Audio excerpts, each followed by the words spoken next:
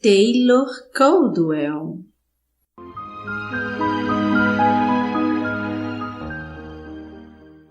Médico de homens e de almas.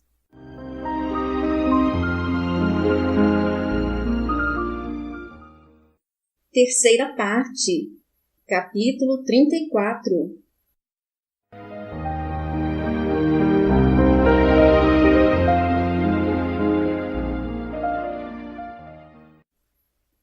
Lucano foi reconduzido à casa na liteira de Turbo e viu-se sorrindo, satisfeito. Cogitava em quantos de seus pobres pacientes estariam à espera de seu tratamento. Ramo trataria bem disso, pois tinha a mais terna das piedades e as mãos muitíssimos hábeis. Era amado, apesar da sua cor, da qual os gregos desconfiavam. Lucano refletia sobre os gregos modernos, que viviam das passadas glórias de seu país e exaltavam-no, embora não estivessem agora produzindo grandes homens. Porque o poeta Esquilo escrevera: Deus nunca é um anteparo. Não há defesa para aqueles que desprezam o grande altar da justiça de Deus. Ficou surpreendido ao perceber o silêncio que reinava em torno de sua casa quando despediu a liteira. A porta do jardim estava aberta para trás, estalando ao vento áspero e seco, e parecia o eco de certa e incompreensível desolação que viesse da casa. O jardim mostrava-se vazio, não havia pacientes à espera ali. Uma como que mudez suspendia-se sobre tudo, tal como o faria uma ausência.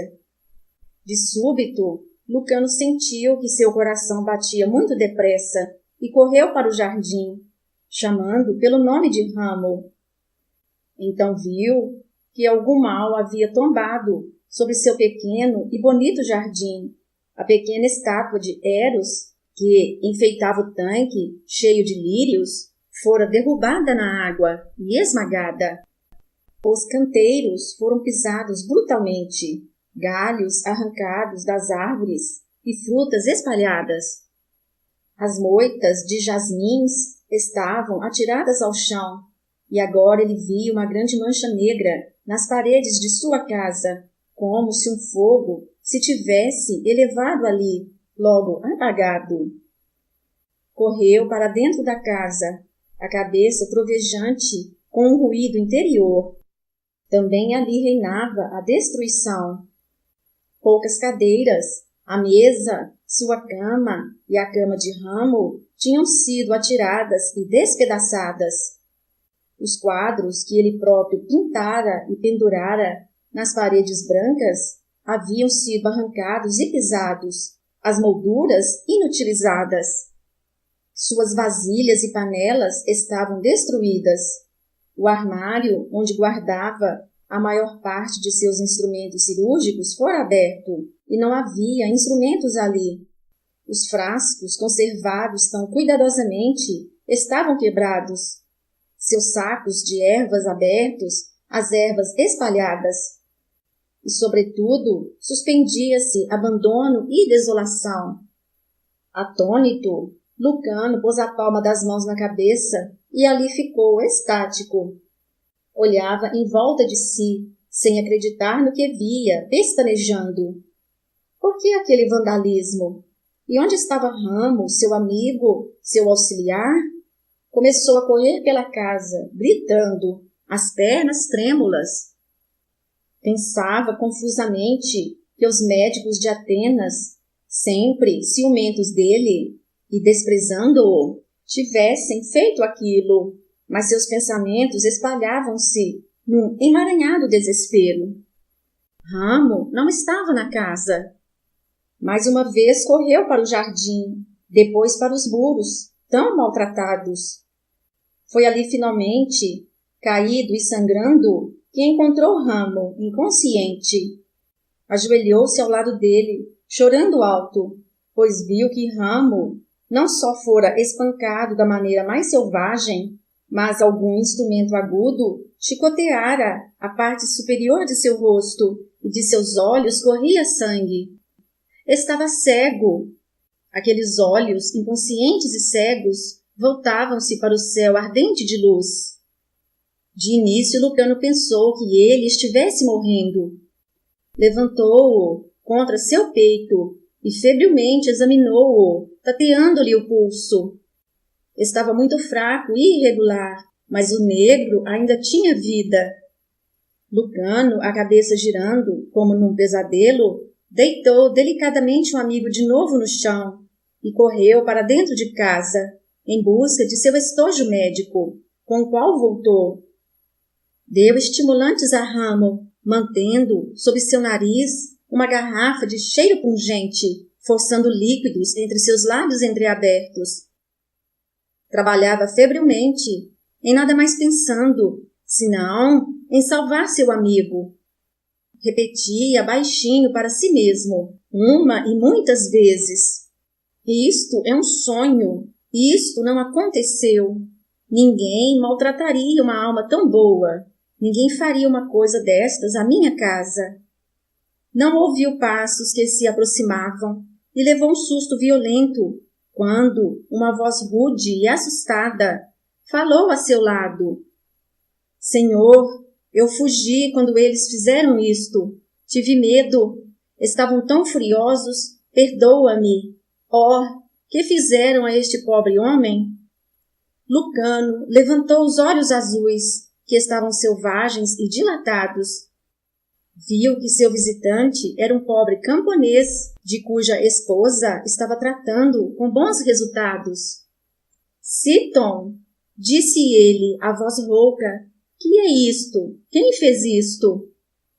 Seaton acocorou-se junto dele, as lágrimas correndo pelo rosto queimado de sol, mas respondendo, mantinha o olhar assustado por cima do ombro. Senhor, se eles soubessem que eu voltei para te contar, também me matariam. Procuravam-te, teriam-te assassinado. Era uma mulher, gata, que disse ter Ramo olhos maus. Há muito tempo ouvira dizer isso na cidade. Ela teve um aborto, e seu marido levantou o povo contra ti. Agora Lucano, fel em sua garganta, compreendia. O marido de Gata era um camponês próspero, com muitos e excelentes vinhedos. Um homem mau, hipócrita e mentiroso, que se lamentava constantemente, dizendo-se oprimido pelos ricos e poderosos de Atenas, que não lhe pagavam o justo preço pelas suas uvas. Entretanto, era o mais rico de todos os camponeses, em muitas milhas ao redor, e sua avidez fizera-se bastante conhecida. Ele, com a esposa e filhos, vivia em aposentos que porcos teriam desdenhado, embora suas contas de ouro nos bancos da cidade fossem a inveja dos advogados, dos médicos, dos legisladores e dos escribas.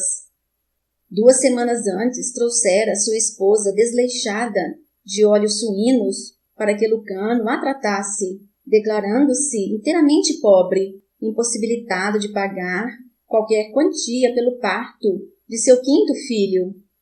Acreditara que, vivendo tão longe dele, o médico nada soubesse da sua fortuna, mas um paciente sussurrara aos ouvidos de Lucano e este dissera friamente ao homem que ou ele pagaria uma quantia muito modesta ou teria de ir a um outro médico da cidade, cuja cobrança pela consulta seria 10 vezes maior. Os dois tinham ido embora, guinchando ameaças e sacudindo os punhos fechados, chamando Lucano de ladrão e opressor. Veio aqui hoje em tua ausência, senhor. Chorava Seaton, ainda olhando medrosamente por sobre o ombro. Sabes que ele tem os camponeses à sua mercê, pois que lhe devem muito dinheiro.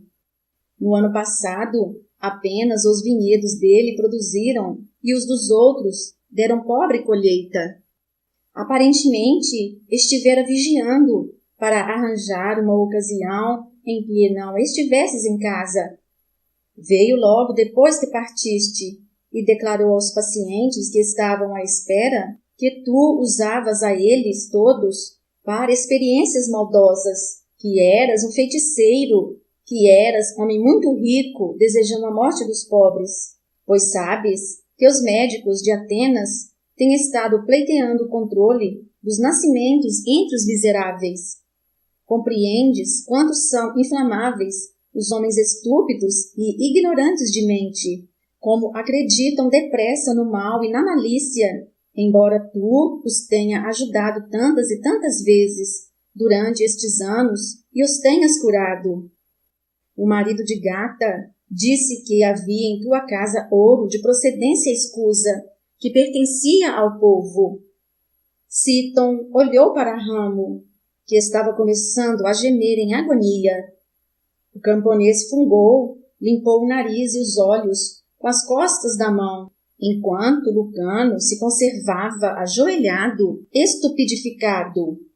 Eu estava aqui, senhor, por causa dos meus furúnculos, que estavas fazendo desaparecer.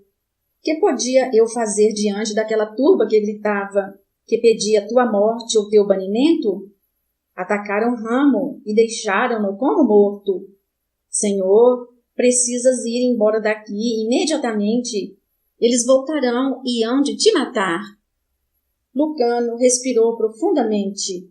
Ajuda-me a levar Ramo para dentro e arranja-lhe a cama. Preciso pensar. Senhor, deves partir imediatamente. Ajuda-me, e enquanto levo o Ramo para casa, corre já, se tens alguma misericórdia e gratidão, até a casa de Turbo, o ceramista, e dize-lhe que Lucano, médico, suplica-lhe que lhe envie uma liteira para meu amigo e que nos dê abrigo em sua casa. Por trás do remoinho trovejante e da angústia de sua mente, um pensamento frio surgiu. Não tinha amigos entre os miseráveis que socorrera. Não se associara com os homens ricos, educados e inteligentes de Atenas. Turbo era sua única esperança. Cíton hesitava. Levantou-se, torcendo as mãos. Choramingava. Senhor, se eu te ajudar, eles se vingarão em mim. Lucano levantou-se. Ficou de pé, mais alto do que o camponês, e seus olhos ardiam de ódio e nojo. E eu te digo, Cíton, que se não me ajudares, o mal maior cairá sobre ti. Cíton olhou para ele, meio acocorado diante do médico, vendo a luz terrível no rosto do outro, e não duvidou do que Lucano dizia, nem por um só momento. Soluçando, ajudou Lucano a erguer Ramo e a levá-lo para dentro de casa. Depois fugiu. Lucano meteu uma adaga aguda em seu cinturão, apertou os punhos e sentiu-se cheio de ódio. Voltou sua atenção para Ramo, esparramado na cama. O homem moreno gemia, tornava a gemer e agitava-se levemente. Lucano examinou-lhe os olhos e tornou a chorar. A córnea estava dilacerada e sangrando, as pupilas torcidas e apertadas. Ramo ficaria cego, da mesma maneira que era mudo. O coração de Lucano torcia-se e latejava, mas suas frias mãos de médico iam tratando dos olhos, arruinados, enfaixando-os. De novo ministrou estimulantes, embora pensasse, seria melhor que ele morresse do que acordasse para saber que os homens são animais que só merecem a morte. Os homens ricos, poderosos e privilegiados não são maiores em sua maldade do que os oprimidos, escravizados e sem lar. Fui um ingênuo. Sentia-se destituído de tudo, vazio e seco como pó. O ódio era nele como um poço escancarado, esperando para devorar a maldade que era o homem e escondê-lo para sempre. Sentou-se ao lado de Ramo, segurando-lhe a mão fria, as lágrimas rolando-lhe pelas faces. Sara escrevera-lhe, alegremente, dizendo-lhe que seu nome era abençoado em todos os portos e que os pobres o adoravam. Lucano riu alto, amargamente. A mão de Ramo foi se aquecendo na sua, os lábios mudos moveram-se sob as ataduras brancas dos olhos. Lucano curvou-se sobre ele e disse delicadamente: Tu me ouves, querido amigo? A cabeça moveu-se em resposta. Os gemidos roucos continuavam, e Lucano reparou pela primeira vez que Ramo, afinal, podia articular alguns sons, embora fossem apenas gemidos. Vamos receber auxílio, Ramo. Fica tranquilo, seremos levados para um lugar seguro. Procurou seu estojo e dele tirou um frasco com xarope de ópio. Ramo devia dormir. Não devia começar a pensar no que lhe acontecera e nas pessoas que o espancaram. Levou o frasco aos lábios de Ramo e disse: Bebe um gole.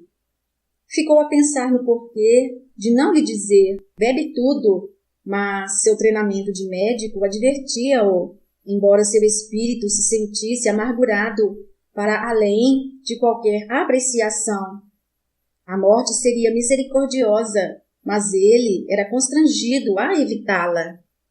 Depois que Ramo bebeu e se tornou sonolento, Lucano ainda ficou sentado, segurando-lhe a mão, e o outro finalmente adormeceu, um leve sorriso de paz em seus lábios grossos. Pareceu a Lucano que demasiado tempo se passara. Teria o acovardado e ingrato Citon tido receio de lhe obedecer? Não duvido disso, pensou Lucano. São cães, ovelhas e chacais por natureza. Não mais terei piedade deles, e lhes voltarei as costas pelo resto de minha vida. Minha vida terminou. O que restar, eu devoltarei ao meu pobre e afetuoso amigo, e serei seus olhos e sua voz. Tocou em sua adaga, e teve desejo de usá-la, como uma outra adaga for usada em Ramo. O imenso e brilhante silêncio envolveu a casa.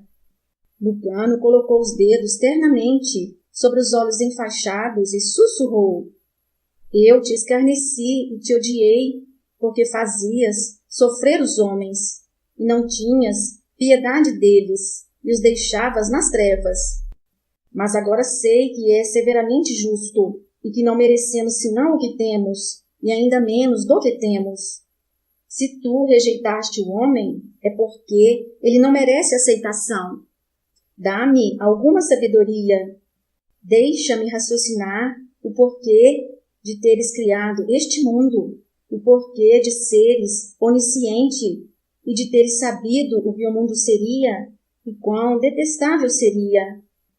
Como podes tu, que lançaste as constelações radiosas sobre as trevas, perdoar-me pelas minhas blasfêmias contra ti? Ilumina-me e tem piedade deste bom, deste querido amigo, que tem estado à tua procura e chorado por ti, até perder a voz. Tem piedade, piedade! Seus dedos, sobre os olhos enfaixados, começaram a vibrar misteriosamente. Desejou retirá-los, temeroso de renovar as dores de Ramo, mas parecia estar paralisado, e o delicado estremecimento de seus dedos permanecia sobre as faixas. Finalmente, depois de longos momentos, pôde levantar as mãos.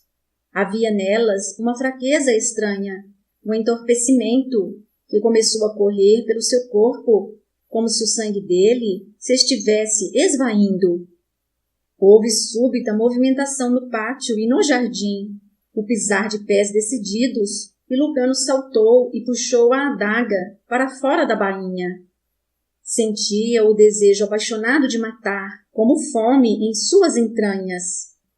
A cortina despedaçada viu-se posta de lado e foi Turbo quem entrou. Turbo, de rosto transtornado e manchado de lágrimas. E atrás dele estavam escravos armados. Ao vê-lo, Lucano começou a soluçar, soluço sem lágrimas.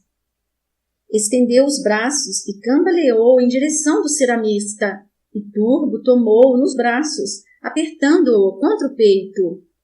Não te aflijas, querido senhor, disse o ceramista. Estou aqui para levar-te e também ao teu servo à minha casa, e sinto-me honrado. Fim do capítulo. Minha alma glorifica o Senhor. Meu espírito se alegra em Deus, meu Salvador, pois atentou para a humildade da sua serva. De agora em diante, todas as gerações me chamarão bem-aventurada.